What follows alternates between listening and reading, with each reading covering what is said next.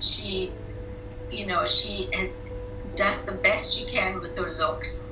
She could look. I don't think your mother is beautiful, even though everybody does. But I look at every little thing. This is my mom, Anya. She grew up with a mother who never thought she was beautiful. She stayed chubby for a long time, and she was not very good looking, actually. Not only that, but she grew up with a mother who valued beauty above everything else. It's just an important part of being a woman. We're not men, we're women. And women have to have a certain other appeal, and that's beauty. It's just important, darling. When Anya was 6, she had to walk in a circle naked as 5 European matriarchs observed and discussed her potential assets and flaws. When Anya was 12, her mother told her it wouldn't be so bad if you were a little anorexic. When Anya hesitated about using a skin medication that can cause severe depression and even suicide as side effects, her mother responded, "That's ridiculous. How could you be depressed if you have perfect skin?" When Anya turned 15, she got a nose job, the beginning of a laundry list of cosmetic procedures and surgeries encouraged by her mother. Now, at 50 years old and 112 pounds, Anya won't wear short sleeves because she doesn't like how her arms look, and she won't go to the grocery store without her makeup on. She lives by the motto, "Nothing tastes as good as skinny feels," and reminds herself that you have to suffer to be beautiful. Like her mother, Anya has developed a perverse passion for beauty. It festers in her thoughts, created by a lifetime of comments, looks, and pursed lips from her disapproving mother, all culminated together.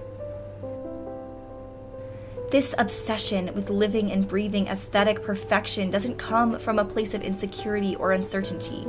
This behavior was taught. It comes from tradition and ritual. It's instilled in her, an instinct or a second nature. And it can all be traced back to her mother, Eva. I call her Omi. Will you let me know if there's lipstick on my teeth? Your lipstick looks good, Omi. Oh, thank you. And you've got a clip in your hair. I know. And look, this is the shirt you got me. Oh, I love it on you. Thank you. It's so cute. As I poured through hours and hours of home videos, it was hard to catch a glimpse of Omi, always around but rarely seen, constantly hiding and ducking into the shadows. "I'm not in my element, my hair's not done, turn off the camera," she says through each passing memory. I am really horrible looking naturally with kinky hair and everything else. No, it's not a good look. My mom filmed my first steps as Omi stepped behind a wall to get out of the shot. Some part of her hair or makeup wasn't done how she wanted. Omi couldn't risk her closest family members seeing her bare face or her natural hair. The people who love her the most.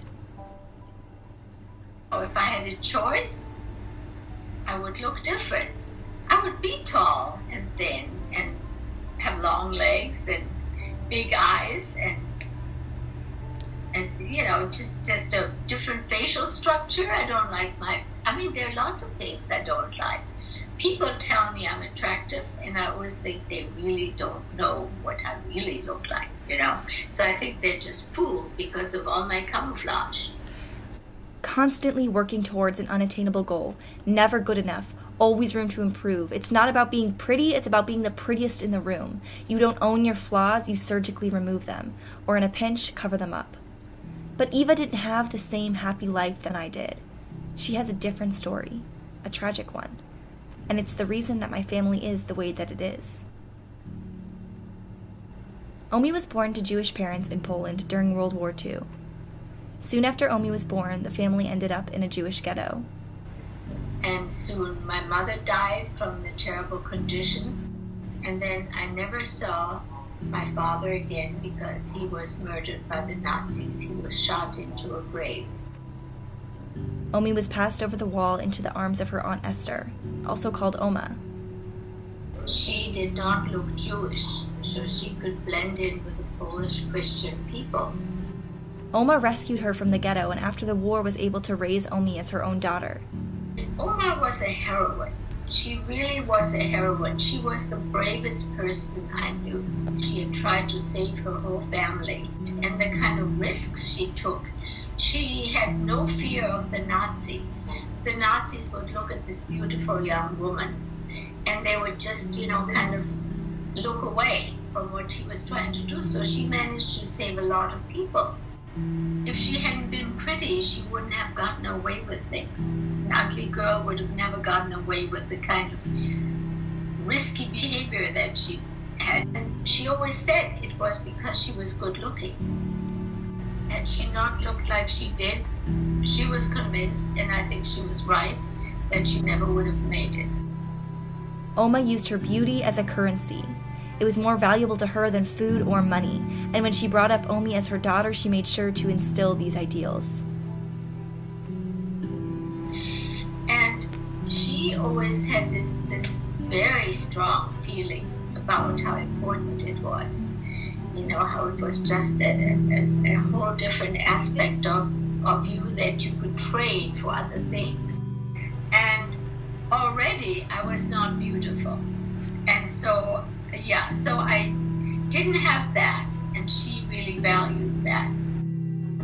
She considered beauty something that I wasn't. I didn't want to be smart. I didn't want to be truthful. I wanted to be beautiful. I think women have a special responsibility. They're called the fairer sex. And I think throughout the ages, the beauty of a woman has been valued. It's just the way that human nature is. As I said, right now you're young, you don't really have to do so much. But to get into the habits of presenting yourself the best way you can, to have your hair just right, and to have a little rouge here, whatever it is that will enhance you, it prepares you to do that later on in life when you do need it, because you're not always going to stay young and beautiful looking.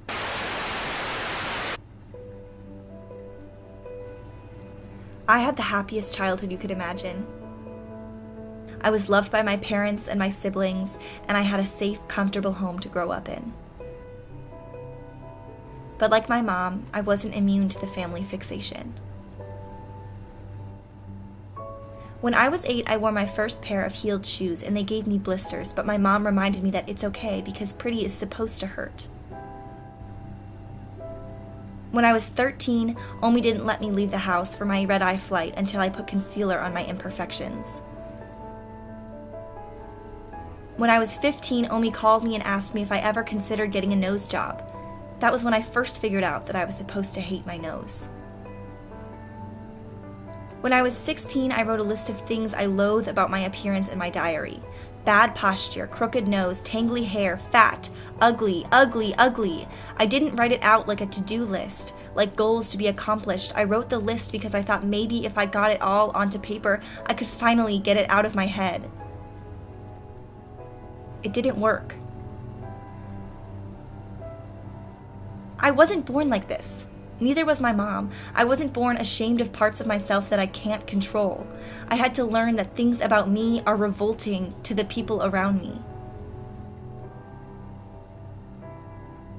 I learned it from my mom, and I learned it from my grandma. For my family, beauty is not superficial. It's survival. It is what's on the outside that counts. People do judge books by their covers, and this fixation has been creeping from one generation to the next.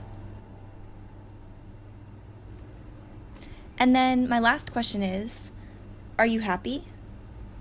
I think that I will always have the feeling that I didn't achieve, that I didn't fulfill my potential, that I'm lazy, and that I really don't work hard enough to achieve my goals.